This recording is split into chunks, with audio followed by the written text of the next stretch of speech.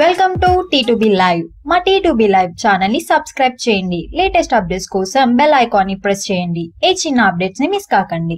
2015లో release అయిన బాహుబలి రాకతో Telugu cinema market మారిపోయింది. అప్పటి వరకు 75 కోట్లు కష్టం అనుకుంటున్న వాళ్ళు ఈజీగా 100 కోట్ల గురించి ఆలోచించేస్తున్నారు. ఇక బాహుబలి 2 మరిన్ని అద్భుతాలను సృష్టించి తెలుగు సినిమా మార్కెట్ ని మరింతగా ఎక్స్పాన్షన్ చేసింది. ఇప్పుడు ఆ ఎక్స్పాన్షన్ ను ఏ హీరో స్టామినాను బట్టి ఆ హీరో వాడుకుంటున్నాడు అని చెప్పొచ్చు. అందరికన్నా ముందు 3 వరుస విజయాలతో సూపర్ ఫామ్ లో ఉన్న యంగ్ టైగర్ ఎన్టీఆర్ పై బాహుబలి 2 ఎక్స్పాన్షన్ ప్రభావం భారీగా పడింది అని అంటున్నారు ట్రేడ్ విశ్లేషకులు. ఈ సినిమాకు అటు సీడెడ్ ఏరియాలో ఇటు నైజాం ఏరియాలో non Baahubali record pre release business దక్కినట్లు సమాచారం.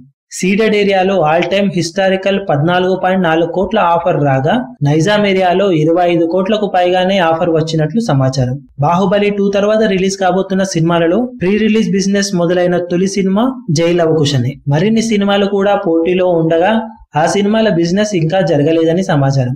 కాగా అందరికన్నా ముందే నాన్ బాహుబలి రికార్డులను దక్కించుకున్న యంగ్ టైగర్ ఎన్టీఆర్ జై లవకుశతో తన మార్కెట్ వాల్యూను మరింతగా పెంచుకోవడం ఖాయమంటున్నారు విశ్లేషకులు. ఈ సినిమా సెప్టెంబర్లో ప్రేక్షకుల ముందుకు రాబోతుంది.